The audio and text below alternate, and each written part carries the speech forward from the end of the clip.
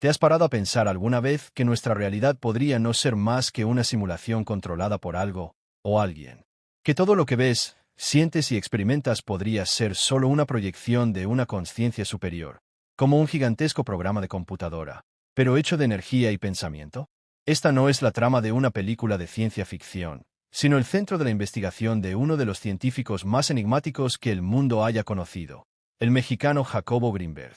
Estuvo a punto de demostrar que vivimos dentro de una matriz perceptual, donde la mente moldea el mundo físico. Pero antes de que pudiera revelar sus descubrimientos al mundo, desapareció sin dejar rastro, como borrado de la realidad que estudiaba. En los próximos minutos, descubrirás detalles intrigantes sobre su vida, sus experiencias con chamanes, sus experimentos telepáticos y sus inquietantes teorías. Así que estate atento, dale a me gusta y suscríbete al canal. Era principios de la década de 1990, y en un discreto laboratorio de la Universidad Nacional Autónoma de México, un científico trabajaba silenciosamente para descifrar uno de los mayores enigmas de la humanidad: la verdadera naturaleza de la realidad. Su nombre era Jacobo Greenberg, un brillante neurofisiólogo cuya curiosidad parecía ilimitada. Pero no era un simple investigador académico.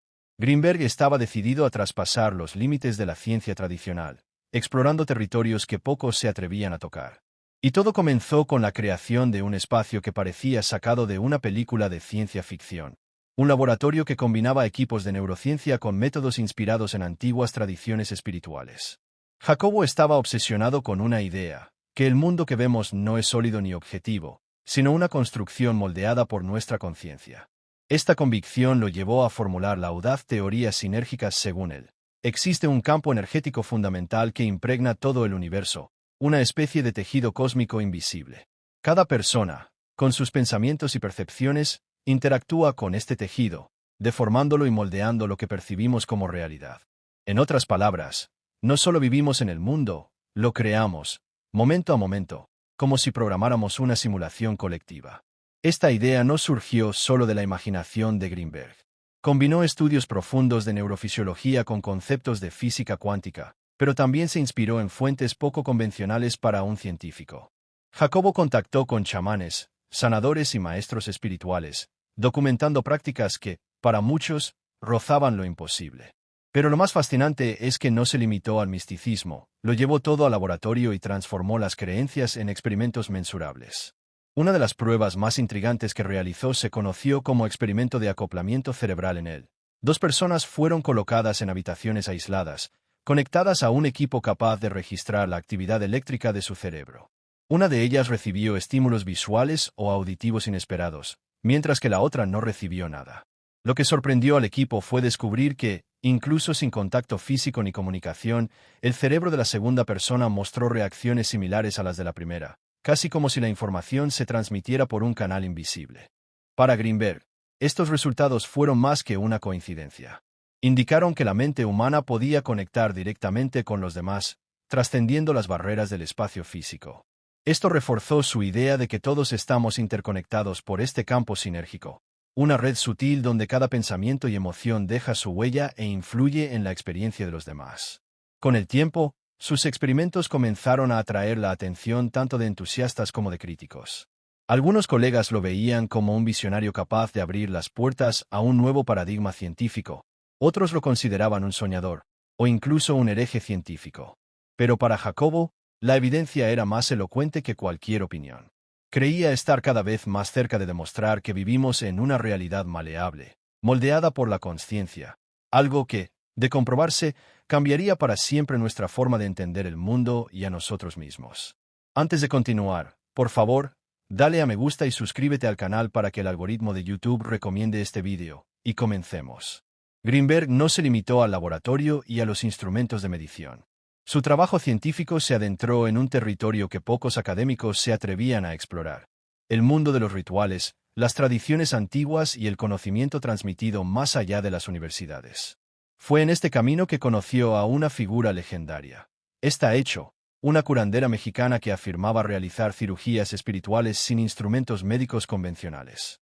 Las historias sobre ella describían operaciones imposibles, órganos extirpados y reemplazados sin cortes visibles, diagnósticos sin exámenes y curas que desafiaban la medicina tradicional. Jacobo no solo quería observar, quería comprender. Y fue allí, junto a Pachita, donde comenzó a registrar cada detalle, buscando explicar lo inexplicable. Para él, esas cirugías no eran magia ni charlatanería, sino manifestaciones de una interacción entre la conciencia y la realidad que la ciencia aún no había comprendido. Según su relato, Pachita afirmaba acceder a un campo de información más amplio, algo que Greenberg relacionó inmediatamente con su teoría sinérgica. Era como si manipulara directamente el tejido de la realidad, remodelando la materia, según una intención precisa. Pero su relación con el chamanismo no se limitaba a Pachita. Jacobo viajó a comunidades indígenas, participó en rituales, estudió plantas de energía y exploró estados alterados de conciencia. No buscaba probar la realidad de estos fenómenos únicamente mediante la fe. Su intención era documentar y medir cada reacción cerebral, cada cambio fisiológico que se producía durante estas experiencias. Así, el científico y el chamán se fusionaron en una sola figura, alguien capaz de moverse entre la razón analítica y el mundo simbólico y místico. En el laboratorio, esta fusión se reflejó en asociaciones inusuales. Greenberg trabajó con colaboradores como Ruth Cerezo y Manuel de la Flor, quien ayudó a traducir los métodos más excéntricos en rigurosos protocolos científicos. Realizó estudios sobre telepatía, percepción extrasensorial y sincronicidades, buscando siempre combinar la estadística y equipos de vanguardia con prácticas ancestrales. En sus investigaciones, era común ver a una persona en meditación profunda siendo monitoreada por electrodos, mientras que otra, a kilómetros de distancia, reaccionaba sincronizada, como si sus mentes estuvieran conectadas por un hilo invisible. Este enfoque inusual llevó a que la prensa calificara a Greenberg de científico chamán. Si bien muchos lo consideraban un visionario, otros lo acusaban de mezclar ciencia y superstición. Pero para él, no había contradicción. Si la consciencia era realmente capaz de moldear la realidad, entonces las prácticas espirituales no eran meras creencias, sino herramientas para interactuar con el propio software de la existencia.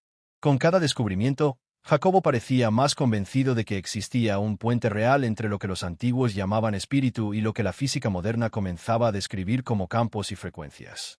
Según su teoría sinérgica, cada uno de nosotros está conectado a un campo de información universal, y todo lo que percibimos es una proyección interpretada por la mente. Esto significaba que la realidad no era más que una matriz perceptual, moldeada por la intersección de la energía del universo y la conciencia individual.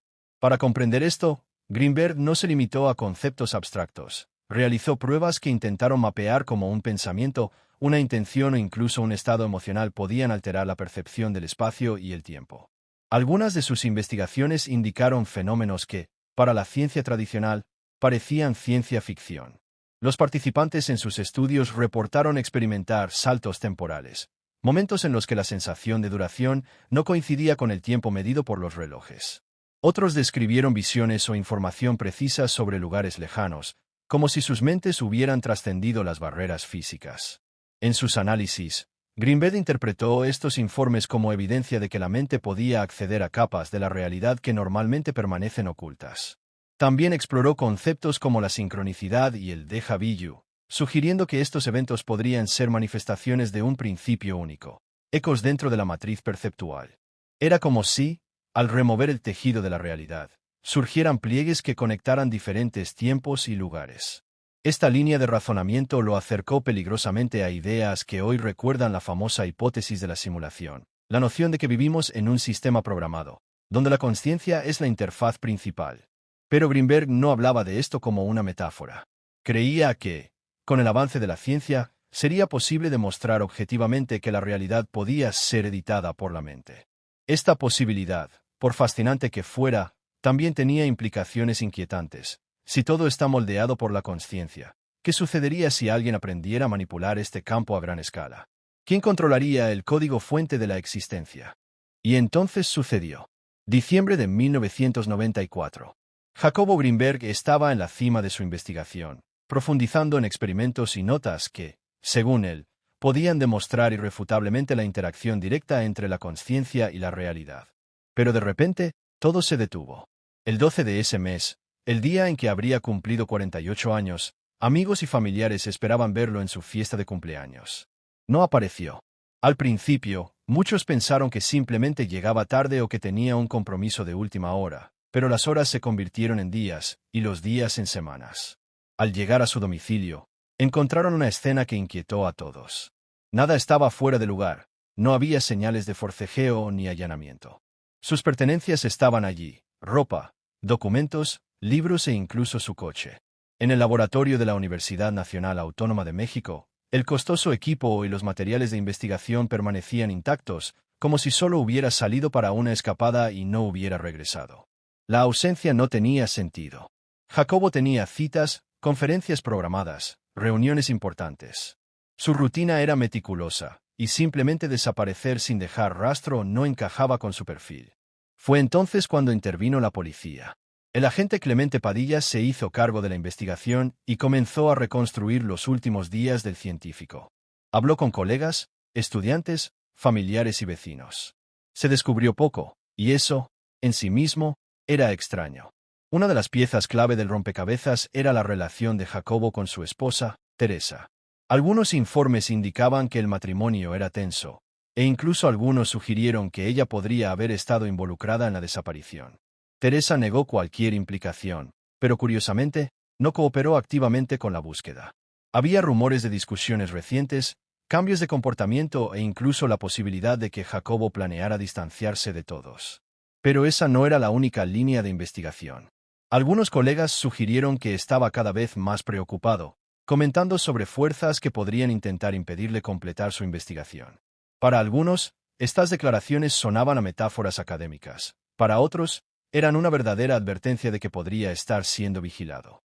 El misterio se agravó cuando no aparecieron registros de viajes, transacciones bancarias ni contactos telefónicos después del día de su desaparición.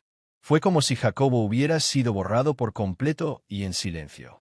La policía no pudo sacar ninguna conclusión, y su familia, colegas y estudiantes solo quedaron con preguntas sin respuesta. Lo más inquietante fue que el trabajo de Greenberg, que estaba a punto de entrar en una fase crucial, también desapareció con él.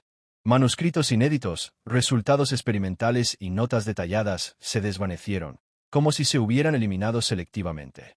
¿Casualidad? ¿O prueba de que su desaparición estaba directamente relacionada con lo que había descubierto? Pero dime, ¿qué te pareció este vídeo? Deja un comentario abajo, me encantaría conocer tu opinión. Dale a me gusta y suscríbete al canal para no perderte nada.